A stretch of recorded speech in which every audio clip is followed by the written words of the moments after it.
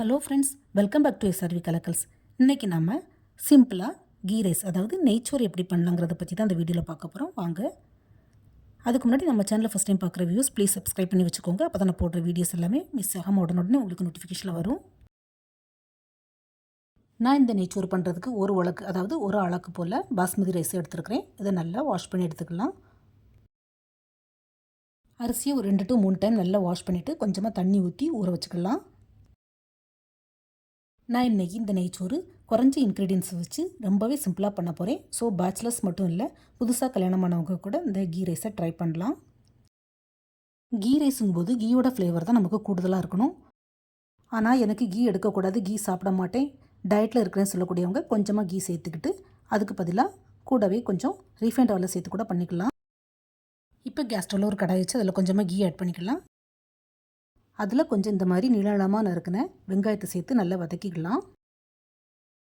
வெங்காயம் நல்லா வதங்கி இந்த மாதிரி கோல்டன் கலரில் கிறிஸ்பியாக வரணும், அது வரைக்கும் வதக்கி விட்டுக்கலாம்.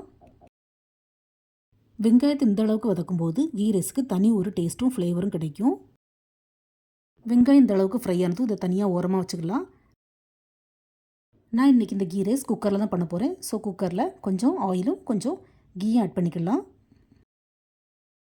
நான் ஆல்ரெடி சொன்ன மாதிரி கீ ரைஸுக்கு கீ கொஞ்சம் தூக்கலாக இருந்தால் தான் நல்லாயிருக்கும். அதுலேயே 2 துண்டு பிரிஞ்சி இலை, அதாவது பிரியாணியில் 2 துண்டு ரம்பா இலை. இந்த ரம்பா இலை இல்லாதவங்க அதை ஸ்கிப் பண்ணிக்கலாம். கூடவே கொஞ்சம் பட்டை, 2 கிராம்பு, 2 ஏலக்காய், 2 ஸ்டார் பூ, கொஞ்சமாக கல்பாசி, அப்புறம் கொஞ்சம் ஜாதிபத்திரி எல்லாம் சேர்த்து நல்லா வதக்கி விட்டுக்கலாம். இது கூடவே சோம்பு இருந்தாலும் கூட ஆட் பண்ணிக்கலாம். பட் நான் இன்றைக்கி வித்தவுட் சோம்பு தான் பண்ணுறேன். இந்த நெய்ச்சோரை பொறுத்தவரையிலும் நம்ம எல்லா மசாலாவும் இதுக்கு ஆட் பண்ணிக்கலாம். இது கூடவே ஒரு பெரிய வெங்காயத்தை இந்த மாதிரி நீளமாக கட் பண்ணி லைட்டாக வதக்கி விட்டுக்கலாம். வெங்காயம் நல்லா செவக்க வதங்கணும்னு இல்லை, லைட்டாக டிரான்ஸ்பரண்ட் ஆனதும் அது கூடவே ஒரு 3 பச்சை மிளகாவை நான் கட் பண்ணி சேர்த்துருக்குறேன். நம்ம காரத்துக்கு வேறு மிளகா பொடி எதுவும் சேர்க்க போகிறதில்ல. ஸோ இந்த பச்சை மிளகாவோட காரம் மட்டும்தான் நமக்கு இந்த நெய்ச்சோறுக்கு. ஸோ காரம் கூடுதலாகவோ குறைவாவோ உங்கள் தேவைக்கு தக்கன ஆட் பண்ணிக்கோங்க. நார்மலாகவே இந்த கீ ரைஸை பொறுத்தவரையிலும் காரம் கொஞ்சம் கம்மியாட்டு, அதாவது ஃப்ளாட்டாக கொஞ்சம் மைல்டாக தான் இருக்கும். அப்படி தான் இருக்கணும் இந்த கீ ரைஸ், அப்போ தான் நல்லாயிருக்கும் சாப்பிட்றதுக்கு. வெங்காயம் பச்சை மிளகா லைட்டாக வதங்குறதும் நம்ம அது கூட ஊற வச்சிருந்த பாஸ்மதி ரைஸை சேர்த்துக்கலாம். கூடவே தேவையான அளவு உப்பும் சேர்த்து லைட்டாக வதக்கி மிக்ஸ் பண்ணி விட்டுக்கலாம். நிறைய பேர் பார்த்திங்கன்னா இந்த கீ ரைஸுக்கு தண்ணி ஊற்றி வேக வைப்பாங்க. பட் அதுக்கு பதிலாக தேங்காய் பால் ஊற்றி வேக வச்சா டேஸ்ட் இன்னும் நல்லாயிருக்கும். நான் ஒரு உலக்கு, அதாவது ஒரு அளவுக்கு பாஸ்மதி ரைஸ் எடுத்துருக்கிறேன். அதுக்கு 1.5 கப்பு தண்ணி சேர்க்கணும். ஸோ 1 கப்பு நல்லா கெட்டியான தேங்காய் பால் பிழிஞ்சு வச்சுருக்கிறேன், அதை ஆட் பண்ணிக்கிடுறேன். அது கூடவே ஒரு 1/2 கப்பு தண்ணி சேர்த்து அதையும் நல்லா மிக்ஸ் பண்ணி விட்டுக்கலாம். நீங்கள் உங்களுக்கு தேங்காய் பால் ஃப்ளேவர் பிடிக்குன்னா 1.5 கப்பு தேங்காய் பால், அதாவது 1/2 கப்பு தண்ணிக்கு பதிலாக 1.5 கப்பு ஃபுல்லாக தேங்காய் பாலும் கூட சேர்த்து பண்ணலாம். அதுவும் டேஸ்ட்டு நல்லா செம்மையாக ரிச்சாக இருக்கும். அது கூடவே கொஞ்சம் பொடியாக கட் பண்ணால் மல்லிக்கீரையும் சேர்த்துக்கலாம்.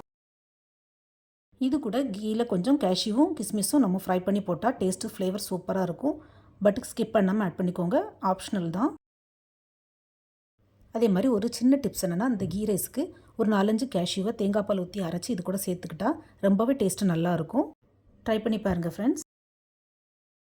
எல்லா இன்க்ரீடியன்ஸும் சேர்த்ததுக்கப்புறமா நல்லா மிக்ஸ் பண்ணி விட்டுக்கலாம். இந்த கீ ரைஸ்க்கு கொஞ்சம் உப்பு கம்மியாகவே சேர்த்தா தான் நல்லாயிருக்கும். அதனால் உப்பு கொஞ்சம் மைல்டாகவே சேர்த்துக்கோங்க ஃப்ரெண்ட்ஸ்.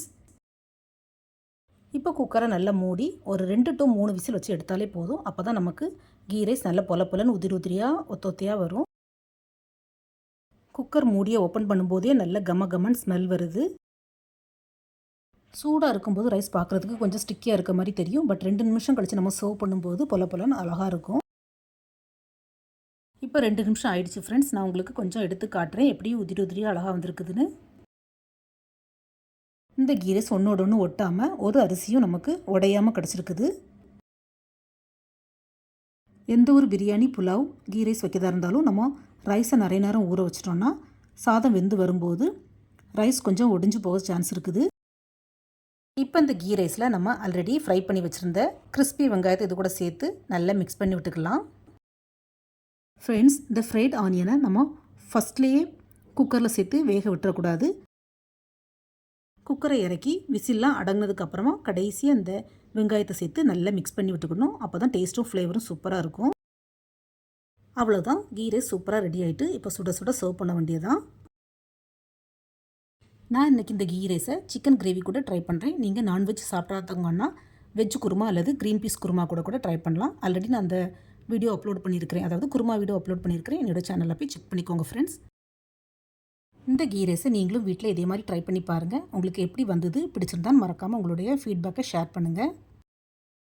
இந்த வீடியோ பிடிச்சிருந்தா மறக்காமல் நம்ம சேனலை லைக், ஷேர் அண்ட் சப்ஸ்கிரைப் பண்ணுங்கள். தேங்க்ஸ் ஃபார் வாட்சிங். See you soon in the next video. Bye.